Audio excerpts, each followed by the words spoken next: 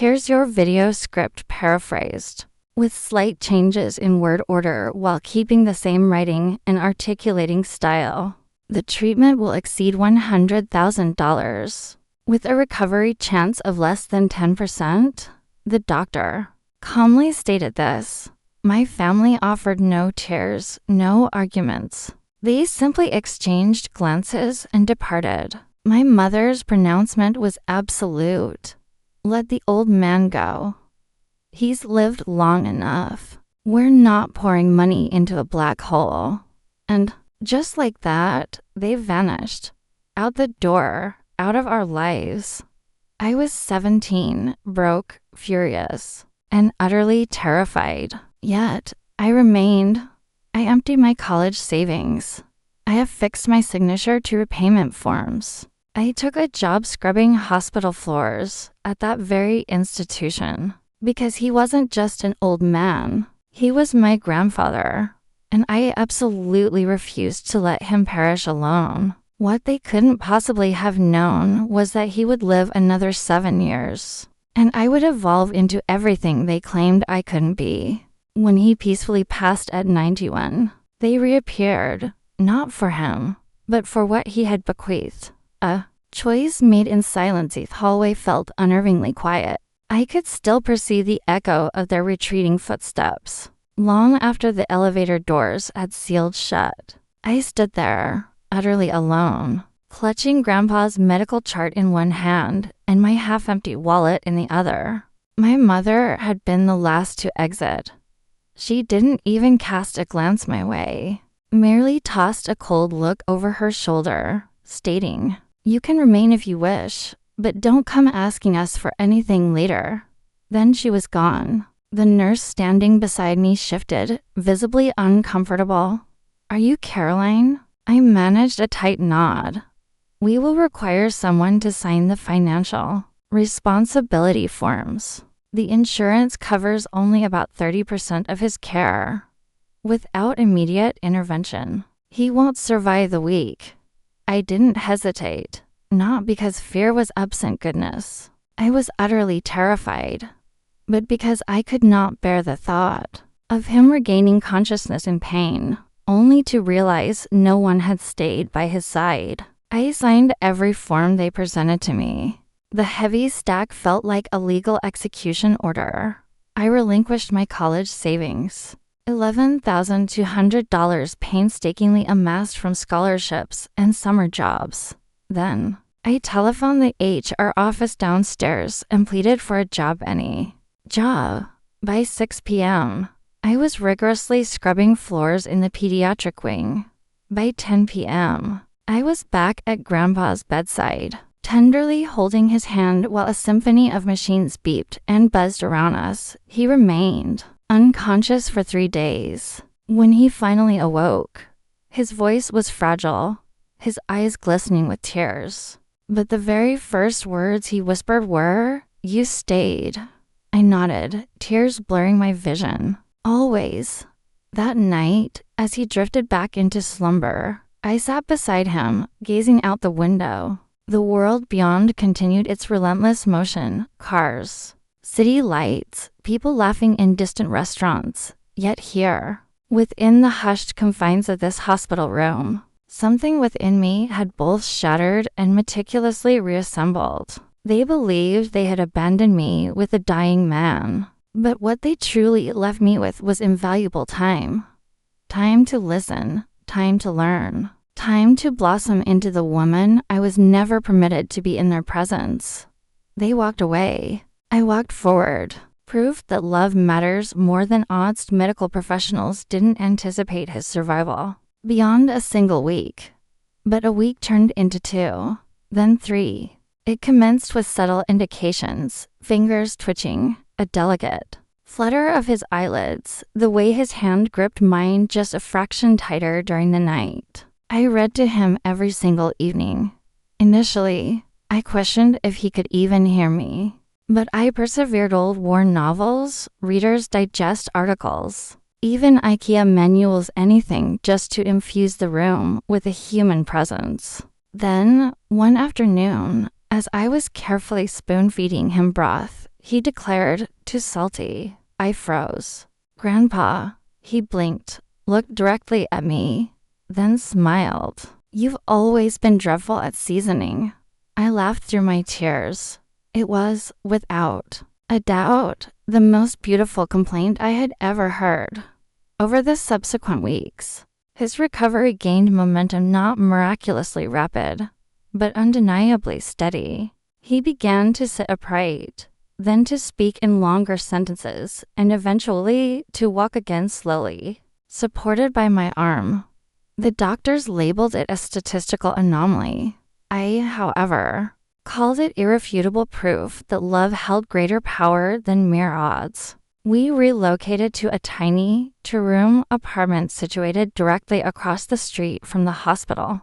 It wasn't much. The paint was chipped, the heater rattled incessantly, and we had to share a single bathroom with 2 other tenants. But we were together. During daylight hours, I worked my hospital shifts and pursued my GED classes online. At night, Grandpa imparted his knowledge to me, not merely math or science, but the art of mending things. Circuit boards, light switches, coffee machines. Most people discard things when they break. He once told me, handing me a soldering iron. But if you comprehend how something operates, you can reconstruct it. That applies to machines, and it applies to people, too. Those profound lessons, delivered in that cramped kitchen beneath a flickering overhead light, irrevocably transformed my life. They weren't solely about wiring diagrams or tools. They were about self-worth, about making the deliberate choice to repair rather than to abandon. One evening, he observed me expertly replacing a broken switch in our microwave. He nodded approvingly and commented, you possess the mind of an engineer. I shook my head, deflecting. I have the mind of a janitor who simply doesn't want to burn soup. Yet, secretly, I allowed that compliment to burrow deep within my being. It was the very first time anyone had ever conveyed belief that I could be more than the circumstances of my birth. He wasn't supposed to live, but he did. And because he did, I, too, began to truly live. A new name, a new legacy. Silence from my birth family became absolute and permanent. Initially, I entertained the thought that perhaps they just required time, that once Grandpa was discharged from the hospital, they would eventually come around. But then, the bank account my mother once helped me manage was abruptly closed. The family phone plan I was on was disconnected, and the last message I ever received from her simply stated, "You made your choice. Don't expect anything from us ever again." No explanation, no conversation, just a complete erasure. I wept for days, not merely because of the profound hurt, but because I knew, with chilling certainty, that they didn't even genuinely miss me. Grandpa discerned it in my face, even when I desperately attempted to smile. He never uttered a negative word about them. He simply observed some individuals only possess the capacity to love when it is convenient. You are not one of those people. Money quickly became scarce. I was working grueling double shifts, cleaning the hospital at night and assisting at a supply desk during the day. I diligently studied for my high school equivalency exams between mopping floors and meticulously folding scrubs. I occasionally skipped meals to ensure Grandpa had a better one. He absolutely detested that. So he proposed a deal. He would teach me everything he knew: mechanics, basic programming, blueprint reading if I promised to charge people for my work. By the 3rd month, we possessed a showbox overflowing with cash labeled repair fund. By the 6th month, neighbors were actively knocking on our door, soliciting help with fixing appliances, rewiring lamps, and even constructing backyard irrigation timers. We never advertised, but word spread organically. Caroline and her grandpa, they don't just mend things, they truly care. One night, While diligently patching up an old toaster someone had dropped off, Grandpa remarked, "You don't require their name to construct your own." I looked at him quizzically. "Whose name?" He didn't answer, merely continued twisting the wires into place. That was the pivotal night I realized. He knew precisely what he was meticulously preparing me for. Not revenge, not retribution, but independence. A life unconstrained by anyone else's permission. That year, I successfully earned my GED.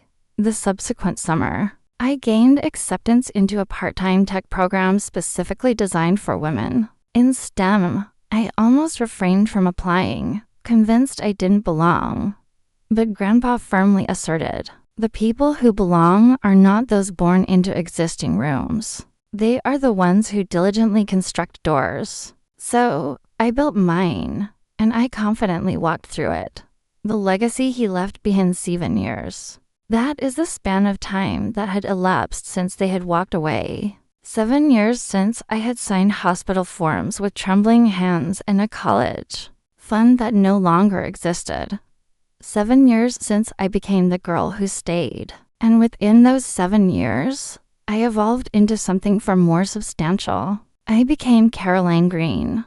Not merely the girl with a soldering iron and a mop, but a true builder of systems.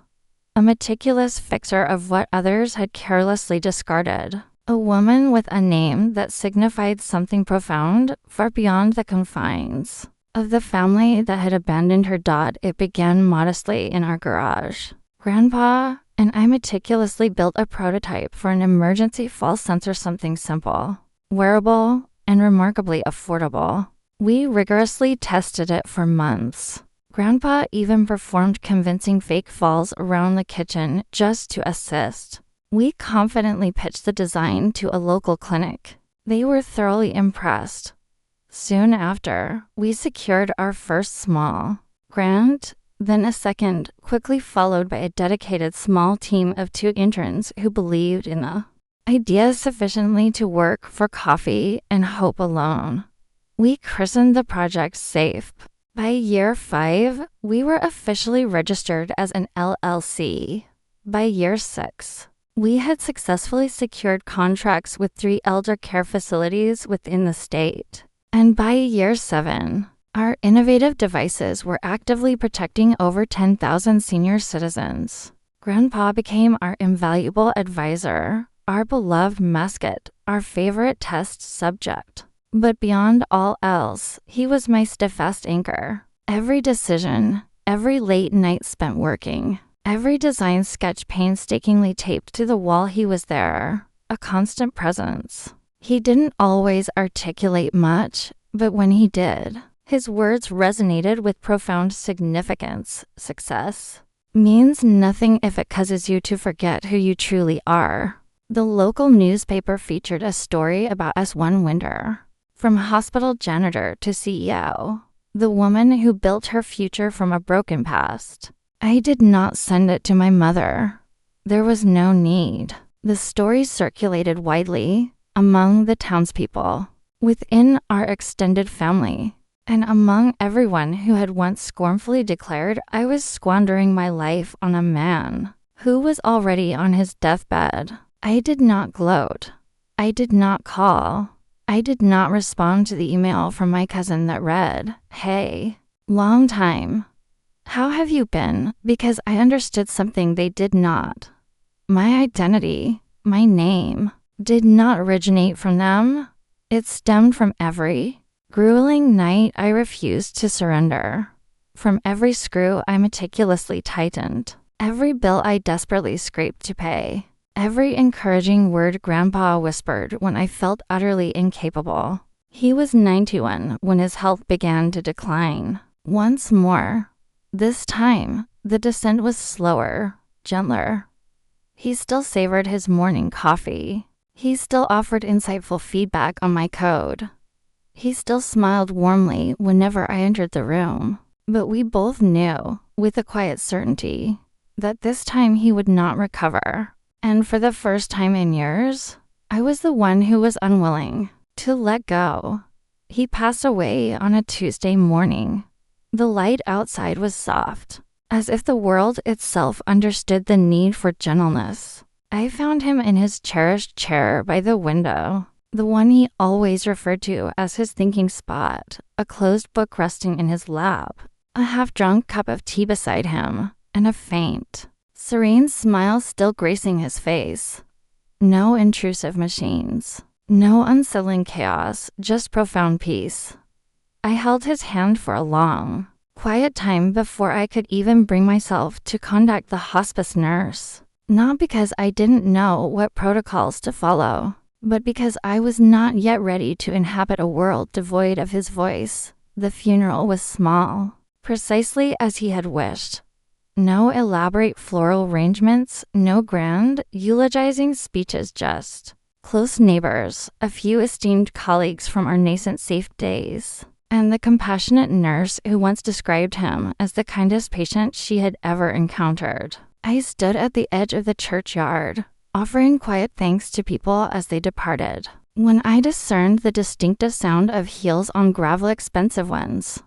I turned and froze. There they were, my mother, my uncle, and his wife, my cousin, impeccably dressed in a sleek black suit, as if he were striding into a stockholder meeting. They surveyed their surroundings as if they were detached tourists observing someone else's grief. My mother extended her arms, as if the preceding 7 years had simply evaporated.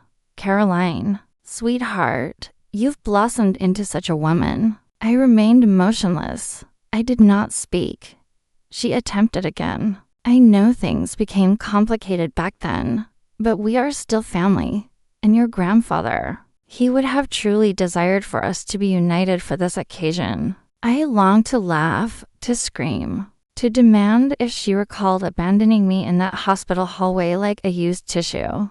But I did not. I simply gestured towards the chapel. "He's inside. You have 5 minutes."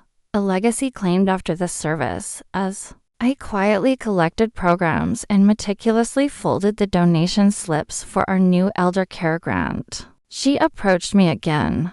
This time, she wore that tight, insincere smile I remembered from every passive-aggressive birthday dinner. "So, regarding the estate," she said lightly, "we assume there's a will. Your grandfather was not careless." I met her gaze, flat, devoid of emotion. "There is," I affirmed. Her smile broadened like a predatory net. "Wonderful.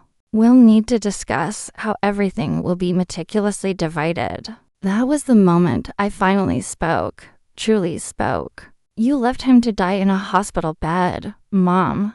You didn't visit for 7 years. You never called. You never once inquired if he had even survived. You only appeared now because you presume he possessed something of monetary value."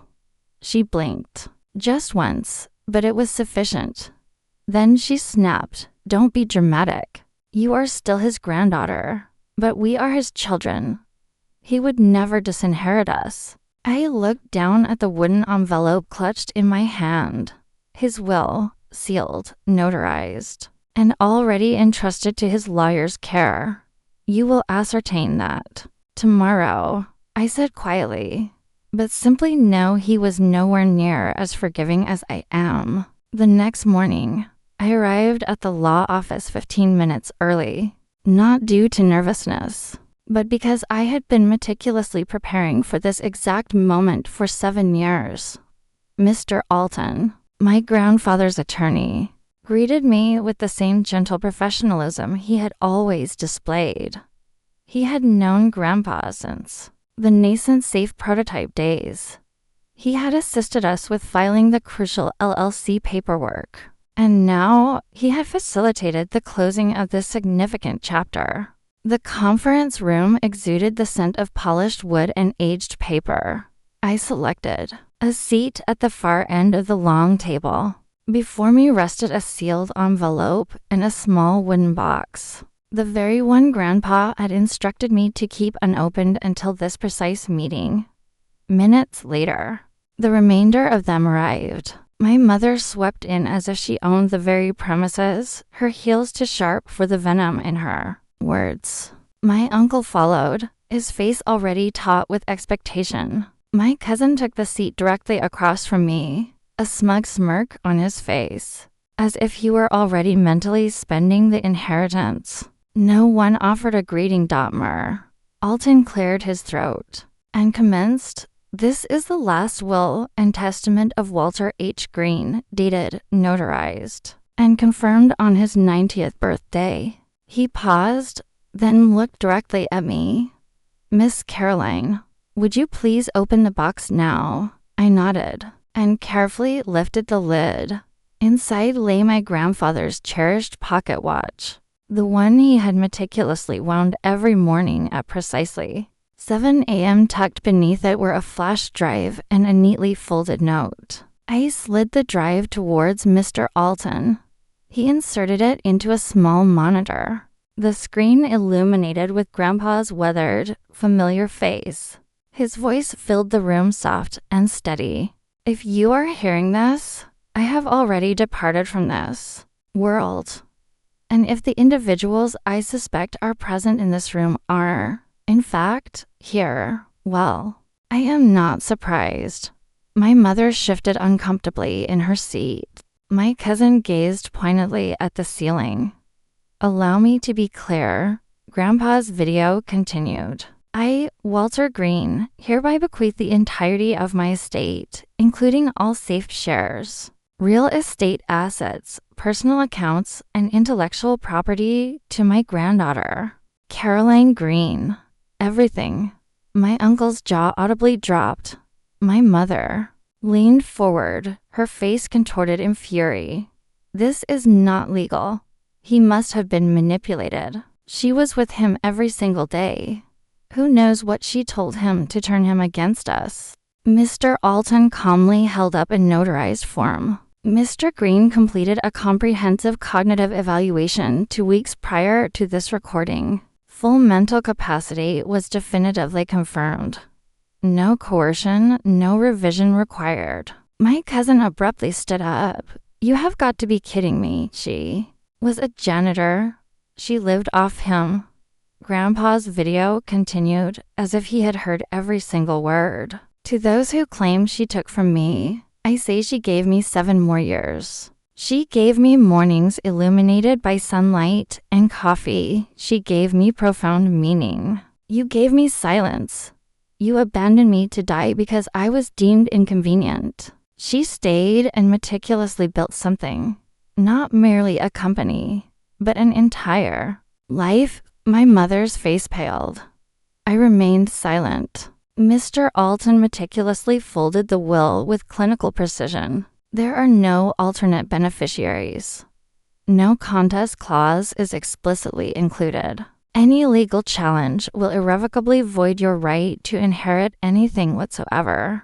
Walter Green's wishes are absolute. Caroline Green is the sole heir." No one uttered a word. Not truly. There was only the quiet hum of the air conditioning and the resonant sound of a legacy being irrevocably taken away from those who had mistakenly believed they were inherently entitled to it. As they departed, one by one, my mother looked at me for the very first time with something that almost resembled genuine fear. But I did not flinch, because now she fully comprehended that I was no longer the defenseless girl they had abandoned. I was the strong woman he had unequivocally chosen. They did not leave quietly. The instant the law office doors closed behind us, my mother spun towards me, her voice low and laced with venom. "You truly believe this makes you superior to us? You shamelessly manipulated an old man on his deathbed and tricked him into signing everything over." I stared at her. This very woman who had once contemptuously told me I was squandering my life on a man who wouldn't survive the night. Now she stood mere inches from me, seething with fury, not because she had lost a father, but because she had lost the substantial money he had bequeathed. "You left him," I stated calmly. "You left both of us. And for 7 years, you never once bothered to call to inquire if he had even managed to survive. My uncle interjected, his voice forceful. We are his children, Caroline. You don't have the right to erase that. I turned to him. And what precisely did that title signify to you? A duty? A profound bond? Or merely a birthright you presumed guaranteed a hefty payday? He clenched his fists as if words weren't cutting deeply enough. We can challenge the will. My cousin snapped. We'll go public. We'll inform the press that you manipulated a dying man with dementia. I smiled, not from amusement, but from an overwhelming sense of readiness. Go ahead, I challenged, and I will release the full, unedited footage of Grandpa's testimony. His comprehensive medical evaluations, his daily journals. I will publish his handwritten letters detailing what each of you did or failed to do when he most desperately needed you. Let the entire world witness the true nature of your family. They fell silent, but I wasn't finished. I reached into my bag and produced one final envelope. This, I stated, handing it to my mother, was written by him just 1 month before he passed. It's not legal. It's personal. She hesitated, then carefully opened it. 3 poignant words. Handwritten in Grandpa's sharp, steady script, you walked away. Her hands visibly trembled. She crushed the note in her palm, as if paper could obliterate. Shame. For the very first time, she did not utter a single word, not a curse, not a plea. Just profound silence. And that silence conveyed everything. I turned to depart, but paused at the door. You lost the inheritance, I said without turning back. But worse than that, you lost him. And the truth is, you lost him long before he died. I didn't take anything from you. You willingly gave it all up the day you chose convenience over genuine love. They watched me walk out into the bright sunlight. And for the very first time in my life, I did not feel insignificant beneath their gaze. I felt complete, not because I had triumphed, but because I had survived, because I had steadfastly remained, because I had meticulously constructed something beautiful from the ashes they had left behind, and because, in the end, he had chosen me not merely with his will, but with his invaluable time, his unwavering trust, and the quiet, resolute love of a man who perceived profound value in the very person they had once callously abandoned. The green foundation. 6 months later, the house felt quieter than ever, yet it was not lonely. I carefully retained the kettle he loved, the cherished chair by the window, and the meaningful pocket watch, which I still meticulously wound at precisely 7 a.m. each morning, like a sacred ritual, like a silent promise. But what I embarked on next was not about prolonged mourning. It was about purposeful building. I utilized a portion of the inheritance to establish the green foundation, named not merely for Grandpa's surname, but in honor of the remarkable man who had cultivated hope from the very seeds of neglect. The mission was straightforward, too. Provide invaluable technical training and essential emotional support to teenagers and elderly individuals who had experienced abandonment just as we had. We commenced modestly 3 laptops to folding tables and a rented room within a local community center. But the day our very first student successfully constructed her own basic fall detection device and triumphantly shouted, "It actually works," I felt something profoundly click within my chest. That unadulterated joy, that unmistakable spark, that was him living on. A year subsequently, we proudly opened our very first permanent workshop space. 5 years after that, one of our scholarship recipients rose to become a lead developer at SAFE. And when she graciously invited me to her graduation, she expressed, "I never had a real family, but your foundation made me feel like I truly mattered." I presented her with Grandpa's favorite wrench, the one he always claimed fixed for more than just electrical circuits. "You do matter," I firmly told her, "and never, ever allow anyone to make you forget that. I still reside in a Same house. The company has expanded significantly now, but my personal life remains simple. No opulent mansions, no flashy cars, just profound purpose and genuine peace. Because I understand what true wealth intrinsically is.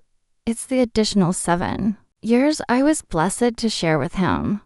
It's the countless lives I've had the privilege to help mend. It's the girl I once was, and the woman I unequivocally became, because I stayed when no one else would. Sometimes, I reflect upon the day they abandoned us at the hospital, and how utterly broken I felt. And then I gaze upon what has emerged from that very moment. Not bitterness, but a deep sense of belonging.